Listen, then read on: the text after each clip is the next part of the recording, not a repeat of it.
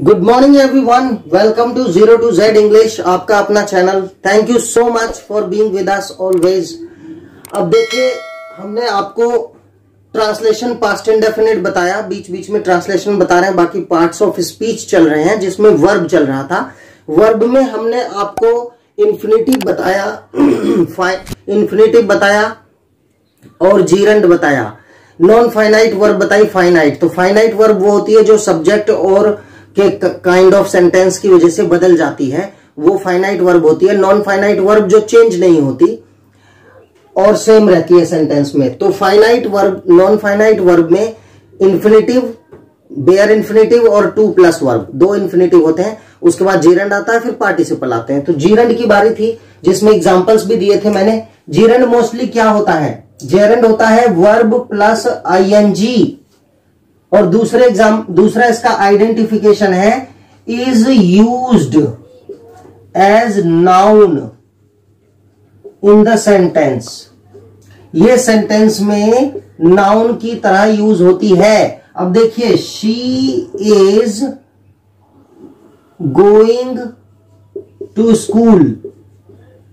अब देखिए, स्कूल और शी ये प्रोनाउन है, ये नाउन है, ये प्रीपोजिशन है, ये हेल्पिंग वर्ब है, primary auxiliary.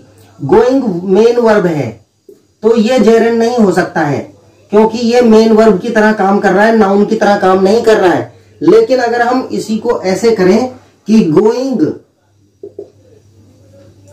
His home, going his home, I taught him English, taught him English। Subject verb की सेकंड फॉर्म, टीच का सेकंड फॉर्म टॉट, मैंने पढ़ाई उसको इंग्लिश। अब देखिए, ये पास्ट इंडेफिनिट है तो सब्जेक्ट वर्ब की सेकंड फॉर्म, और ये अलग है गोइंग हिज होम, उसके घर जाकर मैंने उसे इंग्लिश पढ़ाई। तो गोइंग हिज होम, गोइंग उसके घर जाकर, तो ये नाउन की तरह यूज हो रहा है। ओके, मेन सब्जेक्ट है गोइंग हिज होम, घर जाकर। यहां पर ये वर्ब की तरह यूज नहीं हो रहा है, तो दिस इज जेरंड, राइट। और I like flying birds in the sky. मुझे आसमान में उड़ते हुए पक्षी पसंद हैं। ये एक पोजीशन बता दी, उड़ते हुए, that is a position, that means abstract noun, तो नाउन की तरह काम कर रहा है। लाइक है मेन वर्ब, ये फाइनाइट वर्ब है, ये चेंज हो जाएगी। अगर ये हो जाए ही तो ये लाइक का बन जाएगा लाइक्स, ये फाइनाइट वर्ब है, ये नॉन फाइनाइट है। नॉन फाइनाइट में होते हैं इंफिनिटिव, जीरंड, पार्टिसिपल, तो ये जीरंड है verb plus I N G. He likes flying birds, मतलब नॉन फाइनाइट में जीरंड जो है, नॉन फाइनाइट चेंज नहीं होता है, लेकिन ये फाइनाइट वर्ब है, ये चेंज हो जाता है। ही लाइक्स, ही सिंगुलर है तो एस आ गया, देखो आई और वी प्लूरल माने जाते हैं तो लाइक आया है। प्रेजेंट इंडेफिनिट, ताहे तिहते हैं, वह पसंद करता है, मैं पसंद करता हूं उड़ते हुए पक्षी आसमान में। ही लाइक्स फ्लाइंग बर्ड्स, वह उड़ते हुए पक्षी पसंद करता है, राइट। तो फ्लाइंग, समझे आप। जेरंड हमने बताया मेन है कि नाउन की तरह यूज होता है और वर्ब में आईएनजी होता है। अब अगर हम बात करें पार्टिसिपल की, तो देखिए पार्टिसिपल तीन तरह के होते हैं, प्रेजेंट पार्टिसिपल, पास्ट पार्टिसिपल और परफेक्ट पार्टिसिपल। तो देखिए प्रेजेंट पार्टिसिपल, प्रेजेंट पार्टिसिपल, अब प्रेजेंट पार्टिसिपल भी वर्ब प्लस आईएनजी होता है, लेकिन वो नाउन की तरह काम नहीं करता, यही डिफरेंस है। ये adjective, adjective to the verb, okay, ये वर्ब के साथ एडजेक्टिव का काम करता है, या किसी नाउन के साथ एडजेक्टिव का काम करता है। अंडरस्टैंड? जैसे बीइंग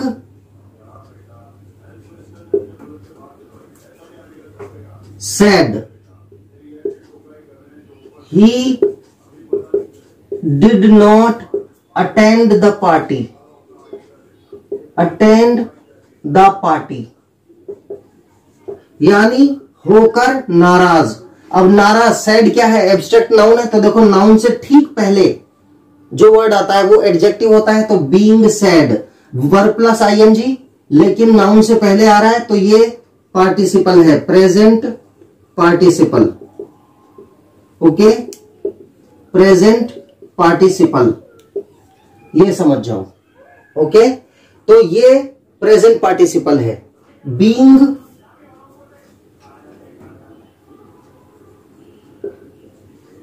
इन कोमा, कोमा में होकर, कोमा एक नाउन है, एक परिस्थिति होती है पेशेंट की, एक सिचुएशन है, that is abstract noun. Being in coma he could not recognise me, coma में रहकर वो मुझे नहीं पहचान सका। कुड माने सका या सकता था, मॉडल ऑक्सिलियरी है, he could not recognise, modal auxiliary के साथ वर्ब की फर्स्ट फॉर्म आती है। तो being in coma he could not recognise me, ये प्रेजेंट पार्टिसिपल है। ओके, सिंपल ट्रांसलेशन में they are flying a kite, they are flying a kite. देखो नाउन से पहले आ रहा है, ये भी प्रेजेंट पार्टिसिपल है, प्रेजेंट कंटिन्यूअस टेंस में आ रहा है, सब्जेक्ट इज एमआर, वर्ब की फर्स्ट फॉर्म और ऑब्जेक्ट आईएनजी लग के, तो they are flying a kite. Continuous tense में ये फ्लाइंग ही रहेगा, बदलेगा नहीं, ये बदलता रहेगा। अगर हो जाए शी सिंगुलर तो यहां आएगा इज, ये नहीं बदलेगा, फ्लाइंग अ काइट। ओके, तो ये प्रेजेंट पार्टिसिपल है। पास्ट कंटिन्यूअस टेंस को ले लो, दे वर फ्लाइंग अ काइट, वे पतंग उड़ा रहे थे, वर माने थे, तो दे वर फ्लाइंग अ काइट, ये प्रेजेंट पार्टिसिपल है। तो देखिए हमने आपको बताया कि जेरेंड क्या होता है, इन्फिनेटिव बताया, इन्फिनेटिव में to plus verb bare infinitive, और जेरेंड बताया, जेरेंड के बाद मैंने प्रेजेंट पार्टिसिपल आपको बताया है। ओके, तो ये प्रेजेंट पार्टिसिपल है जो कॉमन ट्रांसलेशन में आता है, और पैसिव वॉइस में भी प्रेजेंट पार्टिसिपल आ जाता है। राइट, जैसे मान लो हमने एक एक्टिव वॉइस लिखा कि she is flying a kite. Okay, वह एक पतंग उड़ा रही है, तो ये है present participle, present participle. Right, ये है फाइनाइट वर्ब, ये चेंज हो जाती है सब्जेक्ट के अकॉर्डिंग, ये चेंज नहीं होगी। This is present participle, noun से पहले आ रही है, एडजेक्टिव की तरह काम कर रही है। She is flying a kite. अब देखिए इसका अगर हम पैसिव बनाएं तो काइट इधर आ जाएगा, अ काइट, वो मैं एक्टिव पैसिव आपको वॉइस इनको बोलते हैं, वो बाद में पढ़ाऊंगा, लेकिन मैं अभी करके दिखा देता हूं इसे। अ काइट कंटिन्यूअस टेंस है तो इसमें बीइंग आ जाता है, क्योंकि पैसिव, ये एक्टिव है, ये पैसिव है। अब पैसिव का रूल होता है कि वर्ब हमेशा थर्ड फॉर्म में आती है, तो a kite is being phloem by her, she इधर आ जाएगा, बाई हर लग जाएगा। तो देखिए बीइंग फ्लोन, ये प्रेजेंट पार्टिसिपल है बीइंग। ओके, तो पैसिव वॉइस में जो बीइंग आता है कंटिन्यूअस टेंस का पैसिव बनाते हैं तो बीइंग आता है, वो सब प्रेजेंट पार्टिसिपल होते हैं।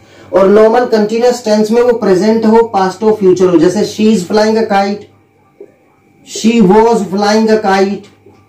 Okay, she was flying a kite, she will be flying a kite, ये फ्यूचर टेंस हो गया। She will be flying a kite, ये फ्यूचर टेंस हो गया। तो ये फ्लाइंग, ये सब क्या है, प्रेजेंट पार्टिसिपल। इसमें ये हेल्पिंग वर्ब है, मॉडल ऑक्सिलियरी है, प्राइमरी ऑक्सिलियरी है, ये चेंज होती रहती है। तो अब आपको समझ में आया कि एक तो कंटिन्यूअस टेंस जो भी है, present continuous, past continuous, future continuous. Continuous मतलब वर्ब प्लस आईएनजी, वो प्रेजेंट पार्टिसिपल होती है। और पैसिव वॉइस में बीइंग जो है वो प्रेजेंट पार्टिसिपल होता है। और अगर हम बीइंग लगा के शुरू में कुछ बनाते हैं, जैसे being a manager, I can not let you do this. Manager होने के नाते मैं तुम्हें ये नहीं करने दे सकता हूं। तो देखिए, बीइंग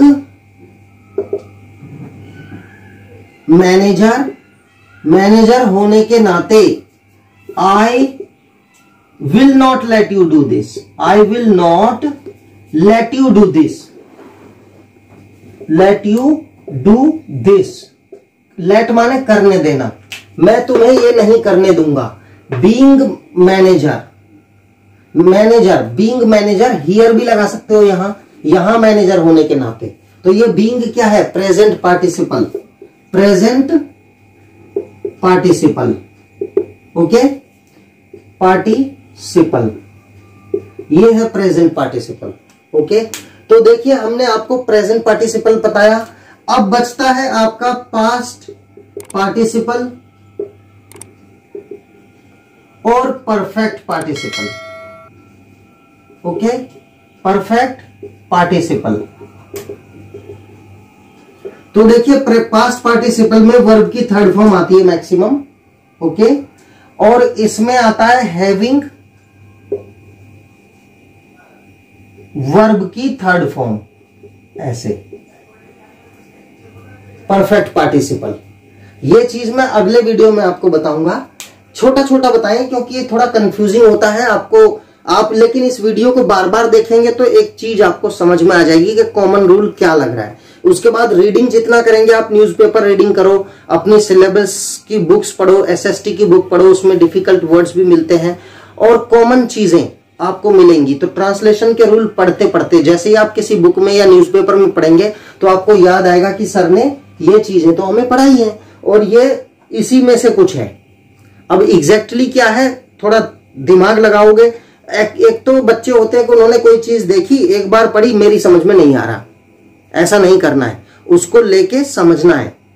ऐसा बंदा कब करता है कि मेरी समझ में नहीं आ रहा? क्योंकि उसे लगता है कि that's not important for me, लेकिन वो इंपॉर्टेंट है आपके लिए।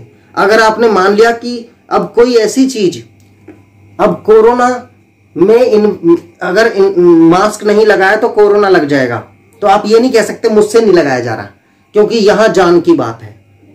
इसी तरह से नॉलेज जो है वो आपकी लाइफ की बात है, तो उसको इतना हल्के में मत लो कि मेरी समझ में नहीं आ रहा। उसको बैठो, नहीं समझ में आ रहा, बार बार पढ़ो। बार बार पढ़ने से तो आपका कुछ नहीं जा रहा है, लेकिन जब इस माइंड में बार बार कोई चीज जाती है तो यहां रिएक्शंस होते हैं और ऑटोमेटिक उसमें एक रीजन ये दिमाग खुद से लगाना शुरू कर देता है। आपको कुछ नहीं करना है, आपको सिर्फ बार बार पढ़ना है।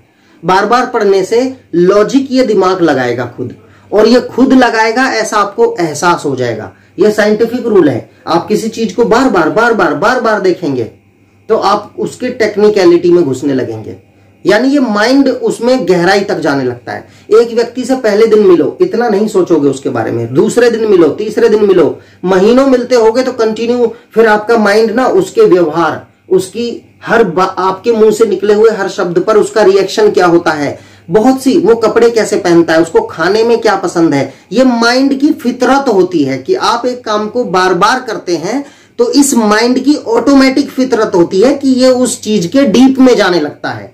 आपको कुछ नहीं करना है, आपको सिंपली बार बार करना है वो काम। समझ गए? ये साइंटिफिक फैक्ट है कि आप किसी चीज को बार बार करते हो तो इस माइंड का काम होता है कि ये ऑटोमेटिकली उस चीज के डीप में जाने लगता है और उसके बारे में एनालिसिस करने लगता है, उसके बारे में डिफरेंट नॉलेज आपको देने लगता है। इसी तरह से आपको क्या करना है, आपको सिंपली रीडिंग करनी है, बार बार रीडिंग करनी है। अब उस ट्रांसलेशन की जड़ में जाना, रूल रेगुलेशन और आइडियाज को लाना इस माइंड का काम है। ये माइंड खुद कर लेगा, आपको सिर्फ टाइम देना है। ये समझ जाओ, किसी भी चीज में परफेक्शन होने के लिए आपको टाइम देना है, बाकी तो ये माइंड खुद करता है। ओके, ये खुद करेगा, कर लेगा, इसके ऊपर छोड़ दो, बस आपको बार बार करना है। ये कॉमन फैक्ट है, कॉमन फैक्ट। ये जीवन का सबसे कॉमन फैक्ट मैंने आपको बता दिया है। किसी भी काम को समझ में नहीं आए, बार बार करो, बार बार करो, बार बार करो। अब मैं बार बार कह रहा हूं आपको, क्यों कह रहा हूं कि आपका माइंड टेक्निकलिटी में खुद घुसेगा, डीप में घुसेगा, नॉलेज आपको देगा और करके देख लो, ऐसा ही होता है। या जीवन में पीछे आपने कुछ ऐसा किया होगा बार बार बार बार, तो उसकी टेक्निकलिटी में जाने लगते हो आप। माता पिता ने कोई काम जबरदस्ती करवाया, नहीं मन में आया, नहीं किया ठीक से, लेकिन जब परमानेंट आपको लगा कि अब तो करना ही है, फिर उसकी टेक्निकलिटी में आपका माइंड ऑटोमेटिक डीप में जाने लगा। होता है, ऐसा नहीं होता है, क्योंकि यही साइंटिफिक फैक्ट है। तो किसी चीज को जड़ से पकड़ना है तो उसको बार बार करो। That's it. Thank you so much for watching this video and have a great day.